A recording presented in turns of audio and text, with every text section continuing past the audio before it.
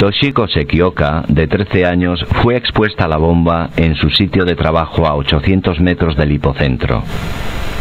Su madre, Aiko, siempre tuvo la certeza de que Toshiko regresaría viva.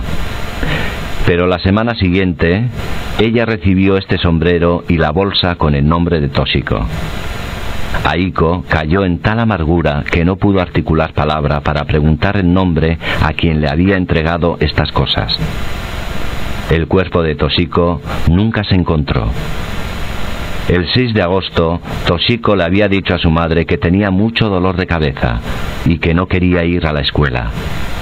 Sin embargo, su madre la obligó a ir a trabajar por su país.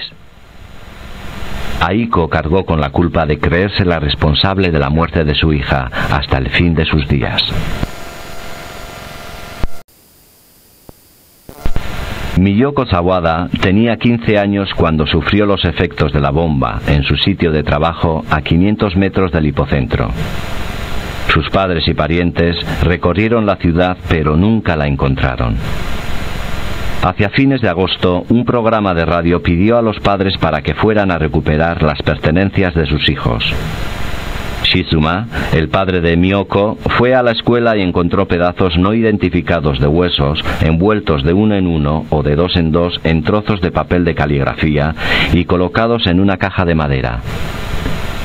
Él había visto muchos niños terriblemente quemados, así que no se sorprendió por eso.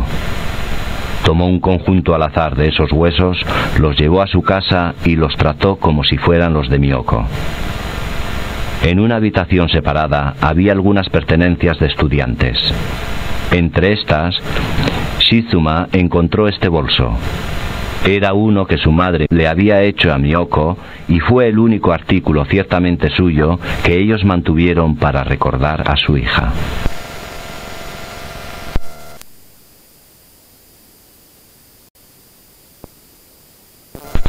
Shinichi Tetsutani, de 3 años de edad, padeció el bombardeo cuando estaba jugando con su triciclo en el jardín de su casa a 1500 metros del hipocentro.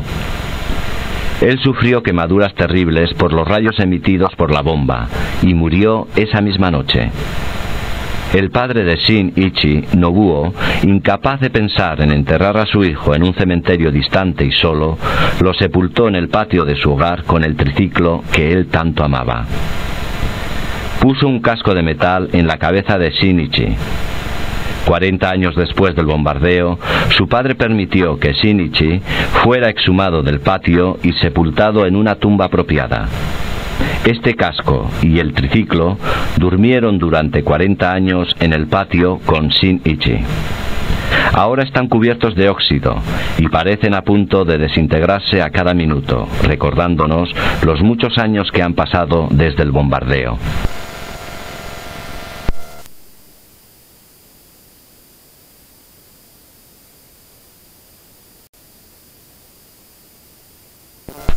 Antes del lanzamiento de la bomba atómica, algunos edificios de Hiroshima habían sido derribados para crear sendas de fuego en caso de ataques aéreos convencionales. Este proyecto, llamado demolición de edificios, estaba en camino en varias ubicaciones cerca del centro de la ciudad. Las unidades de trabajo de estudiantes se componían de niños de 12 y 13 años de edad y otros grupos quienes comenzaban esta tarea muy temprano por la mañana. Estos objetos pertenecieron a estudiantes que estaban implicados en esa demolición y trabajaban a 900 metros del hipocentro. Sus ropas se incineraron, rompieron y cubrieron de sangre. De los 8.400 estudiantes movilizados ese día para la demolición de edificios, cerca de 6.300 perdieron la vida. Muchos de ellos desaparecieron sin dejar huella.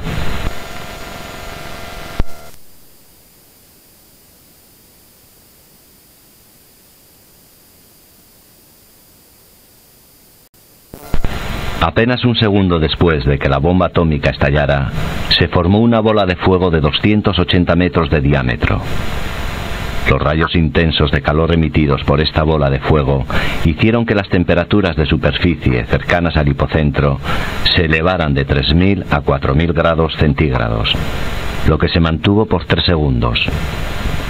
La piel humana se quemó a una distancia de 3,5 kilómetros del hipocentro. Aquellas personas directamente expuestas dentro de un radio de 1,2 kilómetros sufrieron severas quemaduras y casi todos murieron en los días subsiguientes.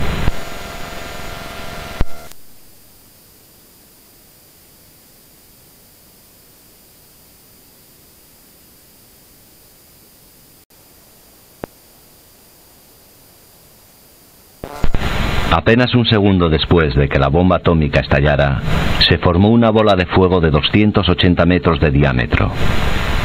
Los rayos intensos de calor emitidos por esta bola de fuego hicieron que las temperaturas de superficie cercanas al hipocentro se elevaran de 3.000 a 4.000 grados centígrados, lo que se mantuvo por 3 segundos. La piel humana se quemó a una distancia de 3,5 kilómetros del hipocentro. Aquellas personas directamente expuestas dentro de un radio de 1,2 kilómetros sufrieron severas quemaduras y casi todos murieron en los días subsiguientes.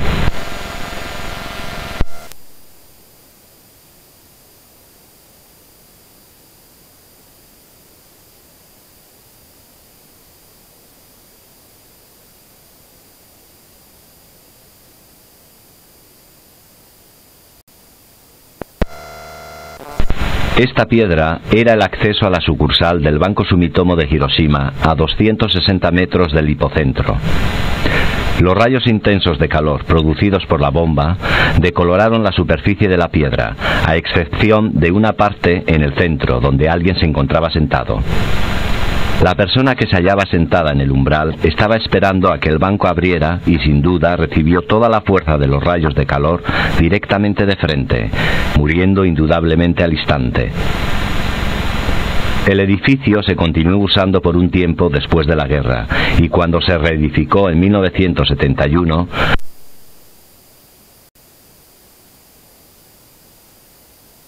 la piedra de acceso al banco se quitó y se trajo al museo.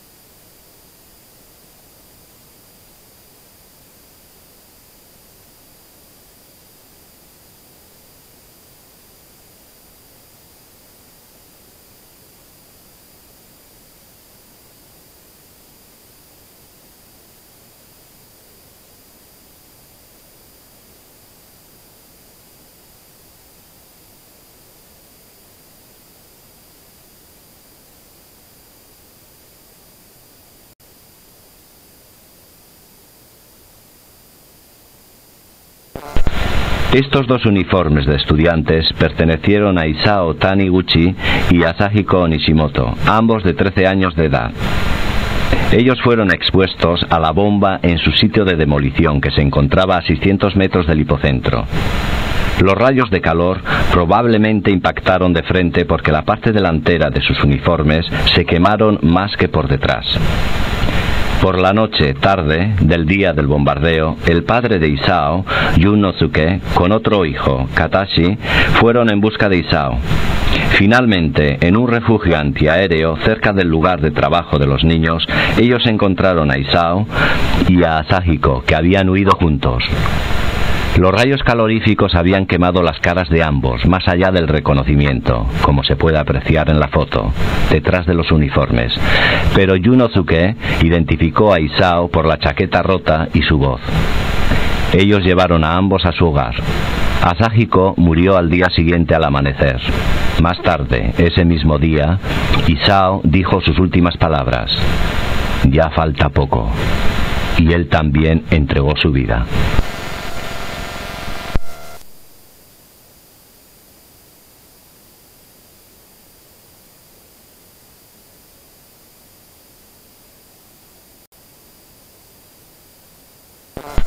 Hiroaki Hori, de 13 años de edad, fue expuesto a la bomba en su sitio de demolición. Su cuerpo, totalmente incinerado, fue llevado a una estación de socorro. Aún su padre era incapaz de reconocerlo entre todos los niños quemados e hinchados que yacían en el piso. Finalmente, él identificó a Hiroaki por el nombre apenas visible en sus pantalones. Hiroaki, volviendo en sí por momentos y recuperando su conocimiento, hablaba delirante. «Estoy todavía vivo. Agua, por favor. Vamos, sáquenme de aquí». A la cuarta noche después del bombardeo, con su padre y la abuela a su lado, en la estación de socorro, Hiroaki entregó su alma en un suave sueño. Esta ropa era todo lo que Hiroaki tenía en la estación de socorro.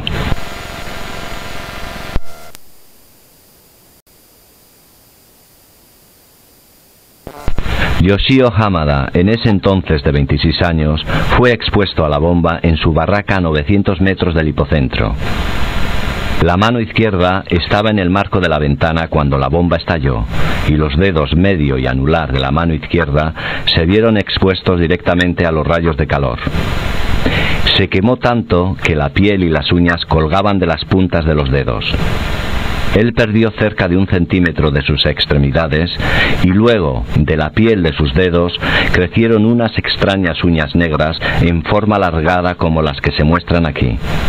Estas uñas, a diferencia de las normales, contenían vasos activos de sangre. Cuando estas uñas se cortaban, sangraban abundantemente y luego volvían a crecer de la misma forma anómala.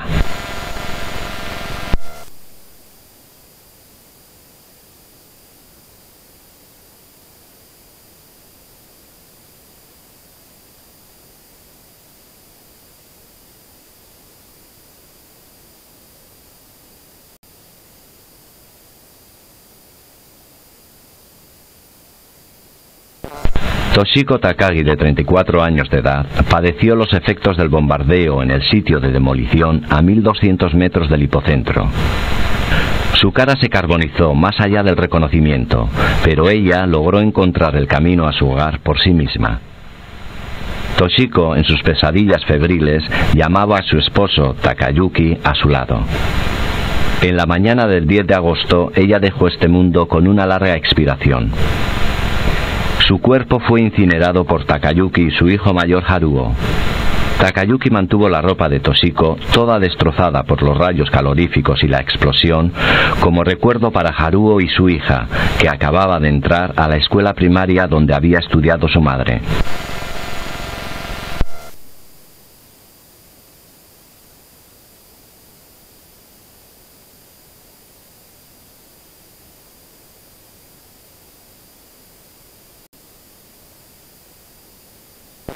Toque por favor estas tejas. Las encontrará llenas de protuberancias. Estas se formaron porque estas tejas se vieron directamente expuestas a los rayos de calor de la bomba, haciendo que su superficie se fundiera levemente. Este fenómeno se repitió hasta distancias de 600 metros del hipocentro. Las partes lisas de las tejas se debe a que estaban cubiertas por otras tejas y no fueron expuestas directamente al calor. Por este motivo han mantenido la superficie lisa de una teja normal.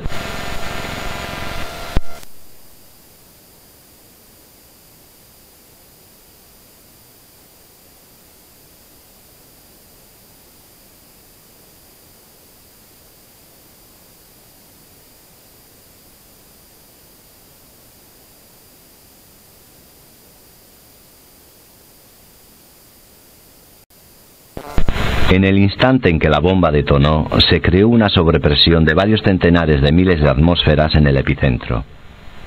El aire circundante se expandió enormemente, engendrando una explosión poderosa.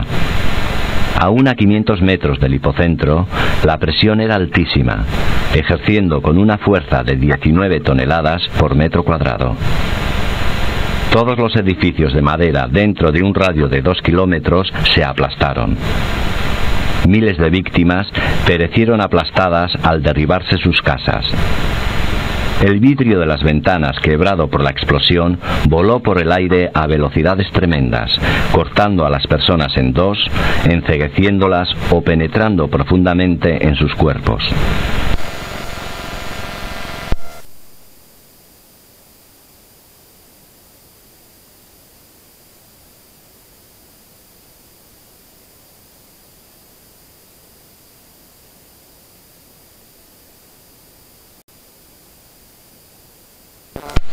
Una madre derribando una pared a medida que el fuego la encerraba. Debajo de la casa derribada. ¡Ah! Su hija estaba viva, al fin. Sin embargo, la madre no consiguió hacer un hoyo suficientemente grande para salvarla. Miles de personas trabajaron frenéticamente para salvar a los miembros de su familia atrapados impotentemente debajo de los edificios. Pero en la terrible confusión era extremadamente difícil encontrar a alguien que ayudara en el rescate.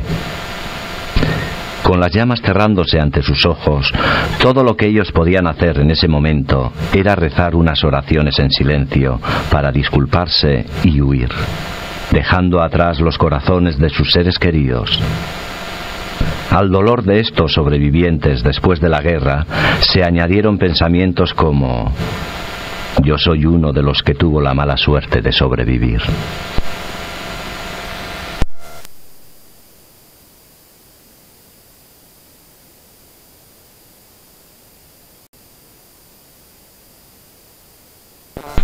La explosión poderosa de la bomba atómica rompió las ventanas y llenó el aire con vidrios rotos volando en todas direcciones. Miles de personas fueron víctimas de ser acuchilladas por los agudos fragmentos de vidrio. Akihiro Takahashi quedó con un pedazo de vidrio incrustado en la uña, lo que le dañó los tejidos que dan origen a la misma, y más tarde ese dedo produjo una uña negra, gruesa y dura. Los fragmentos de vidrio fueron lanzados con un ímpetu tan tremendo e incrustados tan profundamente en los cuerpos de las personas que aún en la posguerra la mayoría de las víctimas tenían algún trozo de vidrio en su cuerpo. Décadas después del bombardeo, muchos sobrevivientes advertirían repentinamente un pedazo de vidrio que permanecía en ellos y se lo hacían extraer quirúrgicamente.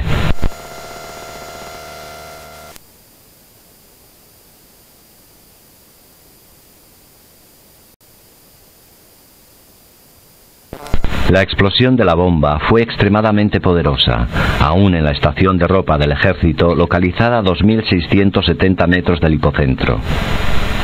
Estas planchas de postigos de cara al epicentro fueron empujadas y dobladas.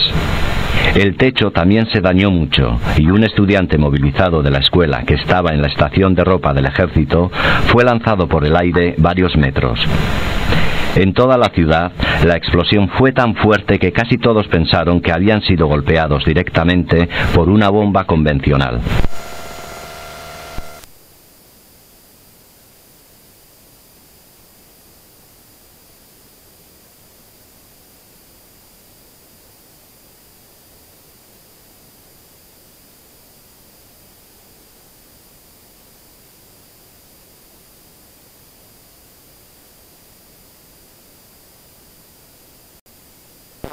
El edificio Fukoku de Hiroshima era un edificio de 7 plantas construido en cemento armado localizado a 330 metros del hipocentro.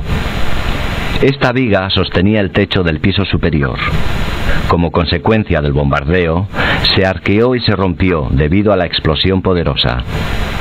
En ese momento se encontraban 117 empleados de la oficina de telégrafos de Hiroshima ocupando desde el sótano al 5º piso. De estos, 107 murieron. Otras personas que asimismo estaban en el edificio también perecieron, pero el número total se desconoce.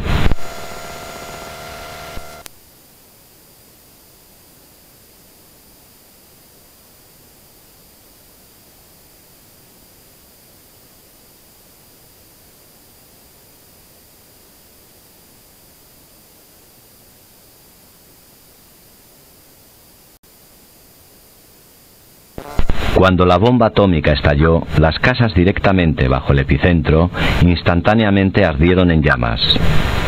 Pocos minutos más tarde, las llamas achicharraron los cielos, alzándose a través de toda la ciudad y ardiendo en la noche. Todo lo combustible en un radio dentro de 2 kilómetros del hipocentro se quemó. En esta planicie ardiente, todo se fundió en la conflagración y cubrió el área como si fuera lava.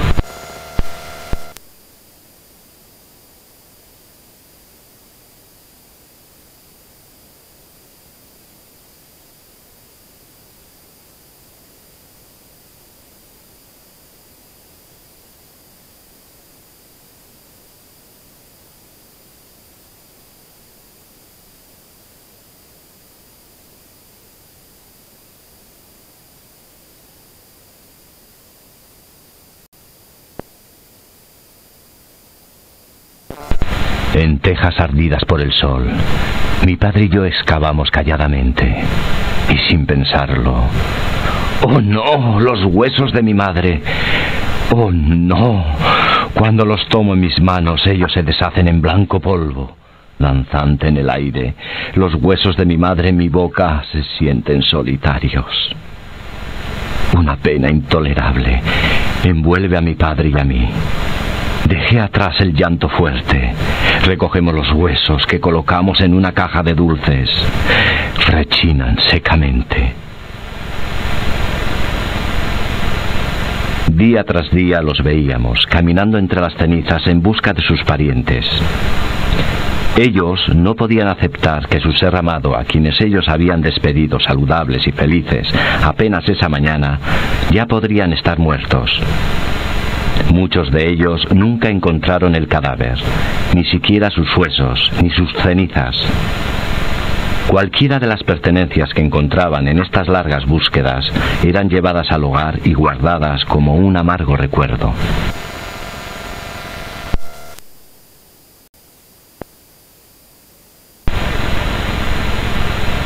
Día tras día los veíamos, caminando entre las cenizas en busca de sus parientes. Ellos no podían aceptar que su ser amado, a quienes ellos habían despedido saludables y felices apenas esa mañana, ya podrían estar muertos. Muchos de ellos nunca encontraron el cadáver, ni siquiera sus huesos, ni sus cenizas. Cualquiera de las pertenencias que encontraban en estas largas búsquedas eran llevadas al hogar y guardadas como un amargo recuerdo.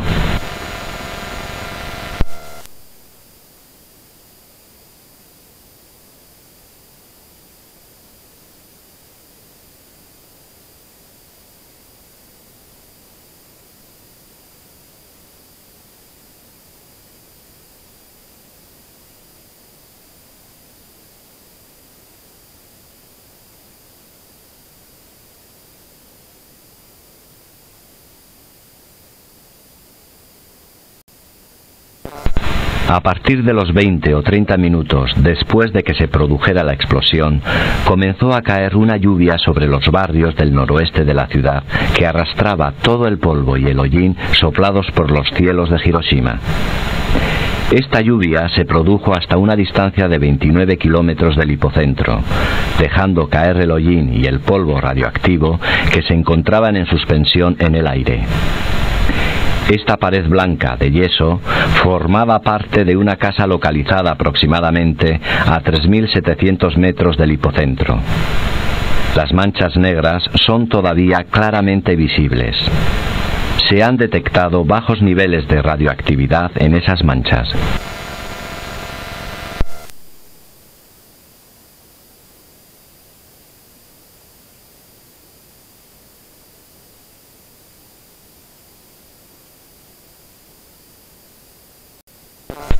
Ichio Mitsui, entonces de 43 años, fue expuesto a la bomba y herido en su casa a 1.500 metros del hipocentro.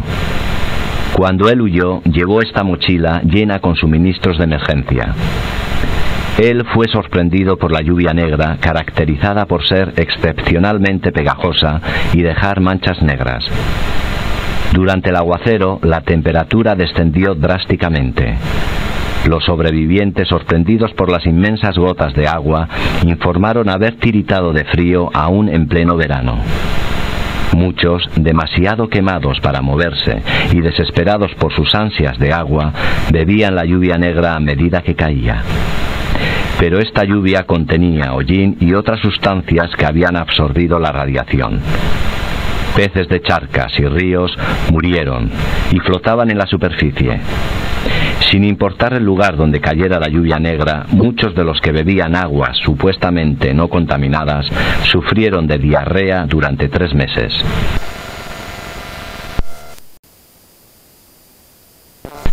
Los síntomas de envenenamiento por radiación que aparecieron inmediatamente después del bombardeo atómico se llaman efectos agudos. La característica extraordinaria de las bombas atómicas es la masiva cantidad de radiación emitida por las mismas. Las bombas convencionales no emiten tal radiación. La radiación daña severamente los cuerpos de las víctimas, destruyendo las células, dañando el sistema nervioso central, alterando la calidad de la sangre, dañando la médula ósea y otros órganos productores de sangre y causando heridas graves.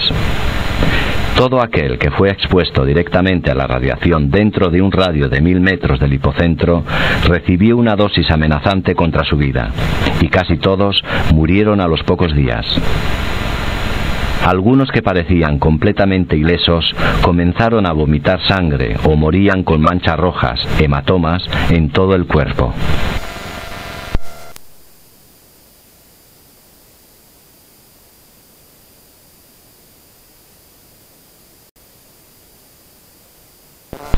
A los 18 años de edad, Hiroko fue expuesta cuando se encontraba en su casa a 800 metros del hipocentro. Ella recibió heridas graves y quedó atrapada bajo su casa. Cerca de 2 semanas después del bombardeo, ella comenzó a tener diarrea y vómitos y mostró otros síntomas de envenenamiento por radiación. Aparecieron hematomas por hemorragias en todo su cuerpo. De pronto un día perdió todo su cabello con apenas 3 golpetazos de cepillo. La madre de Hiroko comprendió entonces que Hiroko no sobreviviría, así que ella conservó este cabello como recuerdo de su hija. Afortunadamente, Hiroko se recuperó después de luchar contra la radiación durante 6 meses. Sin embargo, luego ella contrajo cáncer y sufrió tanto física como emocionalmente.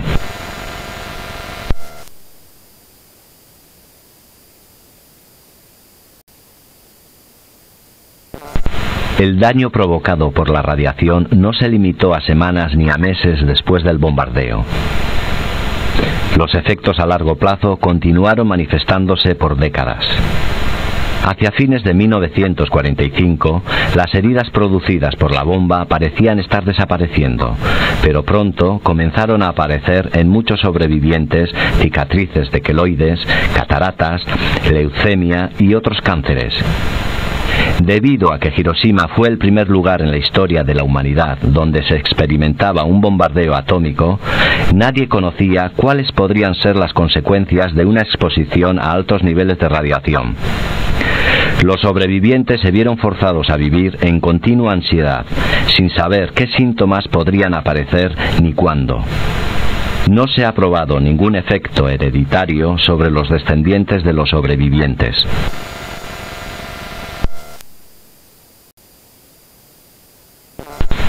Sadako Sasaki tenía 2 años en el momento del bombardeo. Ella siguió creciendo saludable y fuerte.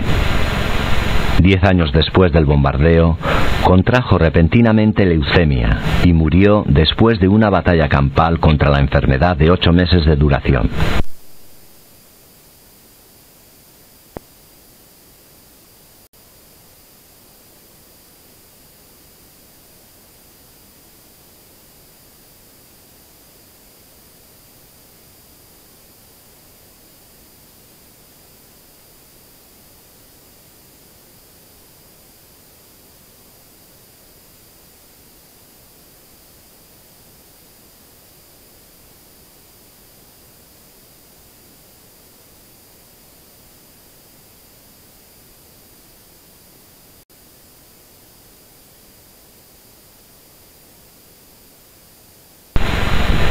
En su habitación del hospital, Sadako doblaba incesantemente grullas de papel, expresando así su deseo por vivir. Estas son algunas de las grullas que ella dobló. Su muerte dio inicio a una campaña ampliamente difundida entre los niños para construir un monumento por la paz dedicado a los niños con motivo de consolar a todas las almas de aquellos jóvenes muertos por la bomba y fomentar la paz. Hoy millones de grullas de papel provenientes de todo el mundo son depositadas cada año en esta estatua. La historia de Sadako y de las grullas de papel y el deseo de una paz genuina circulan alrededor de todo el globo.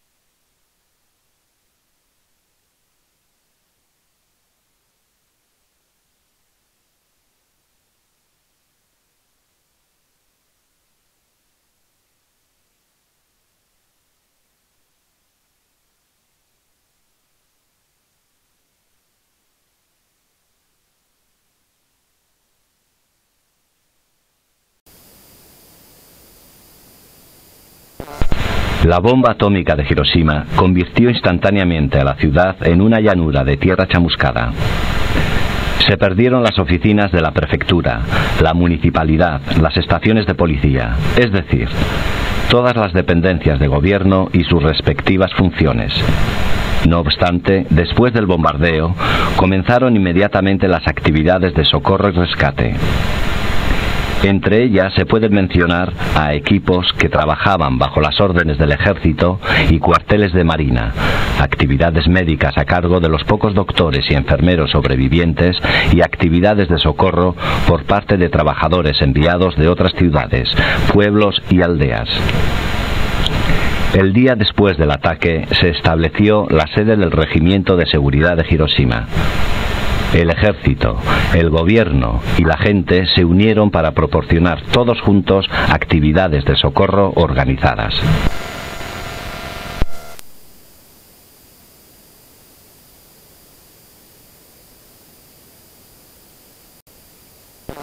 Inmediatamente después del bombardeo, los hospitales, las escuelas y otros edificios que sobrevivieron al fuego se transformaron en estaciones de socorro improvisadas.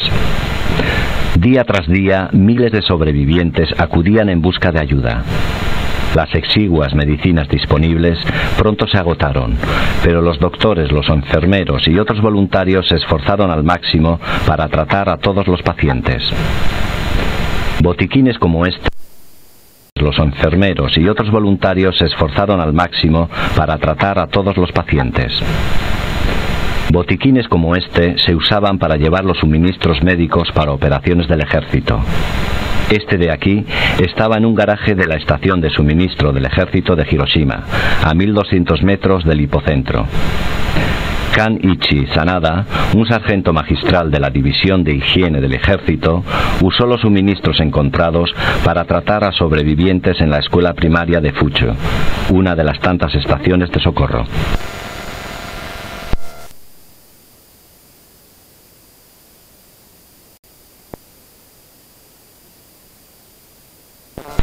Este libro es un registro de nombres, de direcciones y de las causas de muerte de las víctimas confirmadas a consecuencia de la bomba. Tales registros y listas de nombres se acopiaron en las estaciones de policía, estaciones de socorro, hospitales y diversos recintos de los pueblos. Los registros transmiten todo tipo de información, lo más fiel posible de las condiciones imperantes en la víctima en el momento del bombardeo. Así se pueden leer frases tales como cantidad total de quemaduras en el cuerpo, cabeza destrozada, quemaduras que lo llevaron a la muerte, etc. Las notas referentes a la forma en que fueron tratados los cadáveres incluyen frases como cremación colectiva o nadie se presentó a reconocer el cadáver. Dentro de la terrible confusión, algunos cadáveres fueron enterrados sin ser reclamados por sus familias. Algunos permanecieron sin reconocimiento porque su familia entera había perecido. Otros, severamente heridos, trataron de escapar a las afueras de la ciudad con la ayuda de la familia o conocidos, pero quedándose sin fuerzas en el camino, eran abandonados y murieron. En muchos casos las familias recibieron solo estas notas enigmáticas hablando de cómo su ser amado había muerto.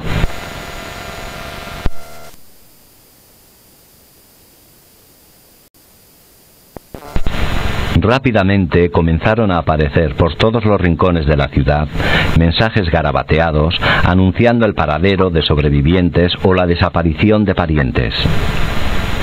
Las personas que se encontraban en la búsqueda de miembros de su familia o de amigos procuraban por las ruinas de casas o se acercaban a las estaciones de socorro en busca de mensajes como estos.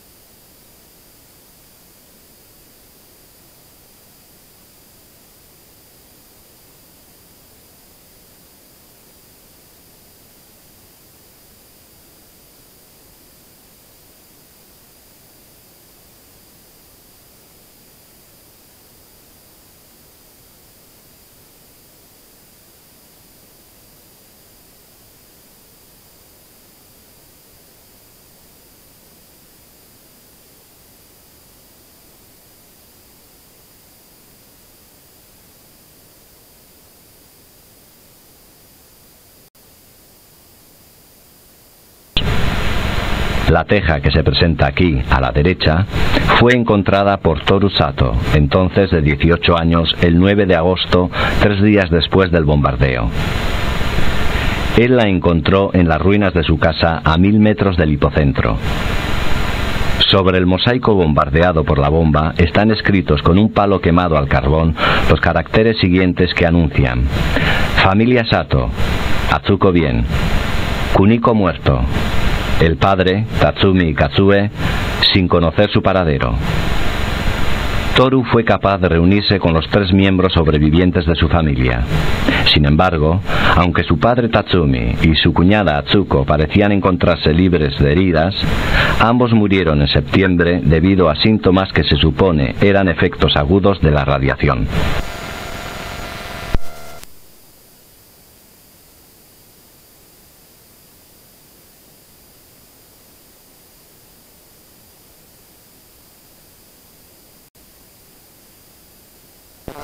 Cuando el doctor Marcel Junot, representante principal del Comité Internacional de la Cruz Roja en Japón, supo acerca del terrible pesar de los sobrevivientes, negoció con la sede general aliada y obtuvo 15 toneladas de suministros médicos. El 8 de septiembre, cerca de un mes después del bombardeo, él visitó Hiroshima y personalmente trabajó en las estaciones de socorro para tratar a los sobrevivientes. Los suministros proporcionados por el Dr. Junot fueron extremadamente valiosos debido a que Hiroshima tuvo una tremenda escasez de suministros médicos después del ataque. Entre las medicinas proporcionadas por el Dr. Junot estaba incluida la solución de dextrosa, que era muy difícil de obtener en aquel tiempo.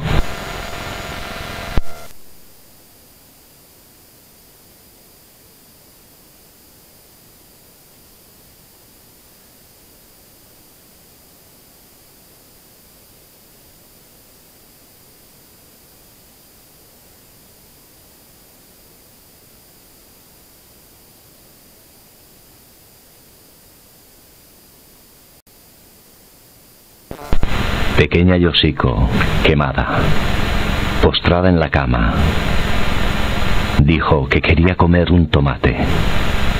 Así que la madre fue a comprarle uno. Y mientras ella volvía, la pequeña Yoshiko murió. Habiéndola alimentado solo de patatas, su madre lloró diciendo: «Yo la maté. Yo también». Todos lloraron. Después del bombardeo, Hiroshima sufrió una terrible escasez de todo abastecimiento médico. Las bases de la vida se destruyeron. Ningún alimento, ninguna ropa, ningún refugio. La vida de la gente fue increíblemente dura.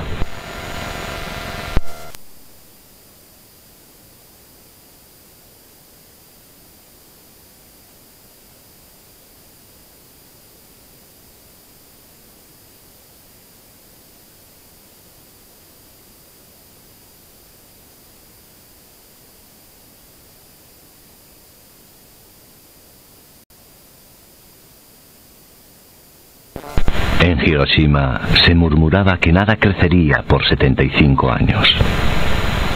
Sin embargo, la vida nueva brotó en el otoño de ese año. En una tierra que había perdido todos los signos de vida, el verde regresaba. Lo que esa vida nueva le dio a la gente no era otra cosa que el coraje y la esperanza de vivir.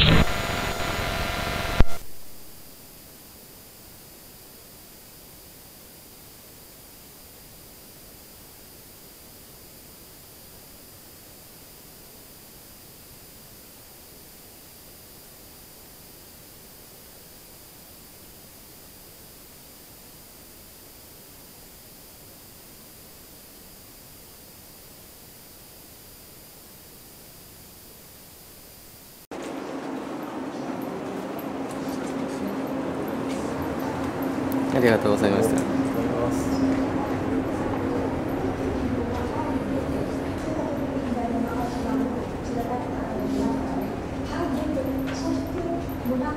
早く足が主に運ばれなかった。櫛野川いう川が私のちょうど真ん前の川であった。その櫛野川のところまで来たら主人が軍事工場に勤めていましたから、主人が日が暮れたので帰ってきまして、もう私とは会えないだろう、もうダメだろうと思ったのが、おかげさんで主人と会いまして、よかったというようなことで、そしてここまでやっと運べてた時に、この中島のところにね、もう遺体がね、もうその遺体が真っ黒で、もう人間が